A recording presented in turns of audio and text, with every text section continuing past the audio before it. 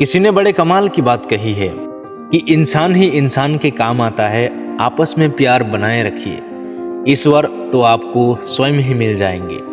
Hi guys, story club में आपका फिर से स्वागत है। आपके लिए एक बड़ी छोटी सी कहानी मुझे याद आती है एक भिखारी की। एक भिखारी था, वो आते जाते लोगों से भीख मांगा करता था। जिसे भीख देना होता था वो दे देता था, नहीं तो लोग चुपचाप निकल जाते थे। कोई उससे सवाल जवाब भी नहीं करता था। एक दिन हुआ यूं कि रोज की तरह वो भीख मांग रहा था। तभी एक व्यक्ति सूट बूट पहनकर उसके सामने से गुजर रहा था। तो भिखारी ने सोचा, ये तो कोई अमीर आदमी है या मुझे अधिक धन दे सकता है। तो उसने उस व्यक्ति को रोका और भिखारी कहने लगा कि साहब कुछ दे दीजिए। फिर व्यक्ति ने कहा कि मुझे किसी काम के लिए जाना है, मेरे पास वक्त नहीं है। फिर भिखारी कहने लगा कि साहब दे दीजिए, गरीब को कुछ दे दीजिए। व्यक्ति ने कहा कि ठीक है, ये लो 10 रुपये, और कहने लगा कि तुम हमेशा लोगों से मांगते ही रहते हो या उन्हें भी कुछ देते हो। ये कहकर वह व्यक्ति चला गया। भिखारी सोचने लगा, ये क्या कह दिया इन्होंने? क्या इन्हें दिखता नहीं कि मैं भिखारी हूँ?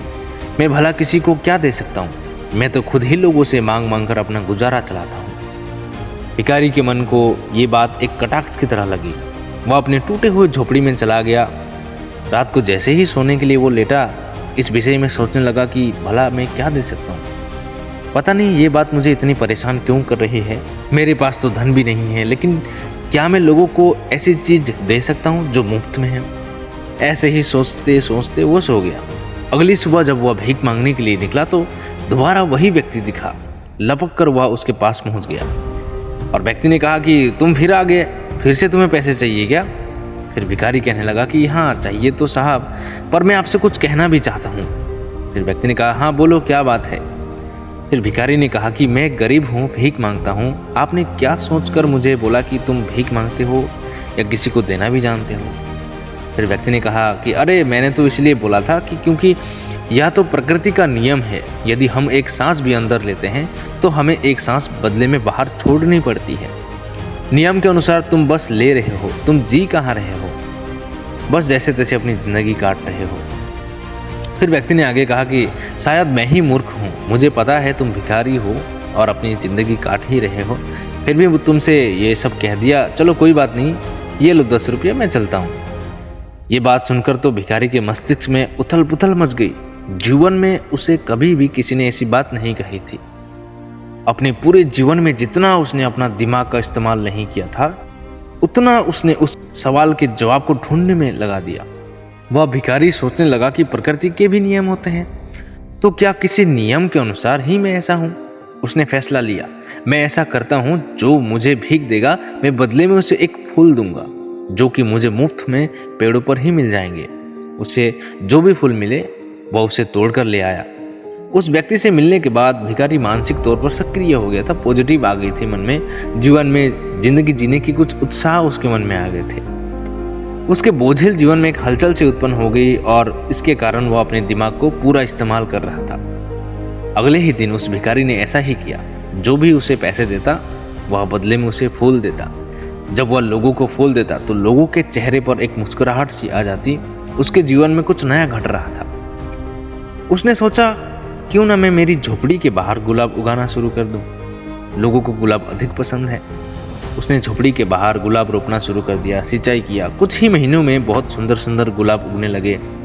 उसने सभी गुलाबों को तोड़ा और उन्हें लेकर भीख मांगने के लिए फिर से चला गया। एक महिला ने भिखारी से आकर पूछा, यह कितने का गुलाब है? भिखारी को कुछ समझ नहीं आया, लेकिन उसने उसका दिमाग लगाकर उसने बोला कि ये 10 रुपये का है। महिला बोली, वाह, इतना सुंदर गुलाब सिर्फ 10 रुपये का, तो मुझे एक दे दो। भिखारी खुश हो गया। वह सोचने लगा, अरे ये तो मेरा काम हो गया। अब मैं भीख नहीं मांग रहा, अब मैं लोगों को कुछ बेच रहा हूँ और लोग उस चीज़ के बदले में मुझे पैसे भी दे रहे हैं। मतलब अब मैं भिखारी नहीं हूँ। भिखारी बहुत खुश हुआ। गुलाब बेचते बेचते उसके पास पैसे आने लगे। धीरे धीरे उसकी हालत सुधरने लगी। अब वो अच्छा खाना भी खाता था, अच्छे कपड़े पहना करता था। वो अपनी ज़िंदगी में खुश था। एक बार जब गुलाब बेच रहा था, अचानक तभी वहां पर उस व्यक्ति से उसकी मुलाकात हुई। उस व्यक्ति को देखकर वह जोर जोर से चिल्लाने लगा कि साहब साहब। व्यक्ति ने उसे मुड़कर देखा, उसने उसे पहचान लिया। व्यक्ति ने बोला कि कुछ चाहिए क्या? फिर भिखारी बोला, नहीं साहब, मुझे भीख नहीं चाहिए, गुलाब बेचने आया हूँ। मैं भिखारी नहीं रहा, अब मैं व्यापारी बन चुका हूँ। यह देखकर वह व्यक्ति बहुत ही प्रभावित हुआ। व्यक्ति ने कहा कि ये तो तुमने बहुत कमाल का काम किया। फिर भिखारी ने कहा कि अरे साहब, ये सब आपकी ही बदौलत है। फिर व्यक्ति ने कहा कि मैंने क्या किया? फिर भिखारी कहने लगा कि आपने मुझसे सवाल किया जो आज तक किसी ने नहीं किया था। आप मेरे भीतर वह सवाल ना छेड़ते और वह मेरे मन के भीतर उथल पुथल ना पैदा करता तो मैं शायद आज यहाँ तक नहीं पहुँच पाता। फिर व्यक्ति ने कहा कि मैंने यह सब कुछ सोच समझ कर नहीं किया था, यह सब तो जाने अनजाने में हो गया। मुझे खुशी है कि मेरी कही हुई बात से आज जीवन में तुम आगे बढ़ रहे हो। फिर व्यक्ति ने भिखारी से फूल खरीदा, उसे पैसे भी दिए और मुस्कुराते हुए दोनों ने एक दूसरे को अलविदा कह दिया। दोस्तों, कहानी बहुत छोटी सी है, लेकिन ये कहानी हमें सिखाती है, बताती है कि हमें अपने मस्तिष्क का पूरी तरीके से प्रयोग करना चाहिए, क्योंकि इस प्रयोग द्वारा ही हम जीवन में आगे बढ़ सकते हैं। आपने सुना तो होगा कि हर समस्या के लिए एक समाधान होता है, लेकिन उस समस्या और समाधान के बीच जो होता है वह इंसान की सोच होती है। उसी सोच से वह एक दिन आगे बढ़ जाता है। दोस्तों, कहानी कैसी लगी हमें कमेंट पर ज़रूर बताना और चैनल पर नए आए हो तो सब्सक्राइब जरूर कर देना। फिर से मिलेंगे एक नई कहानी के साथ, तब तक के लिए स्टोरी क्लब में आपका फिर से स्वागत रहेगा।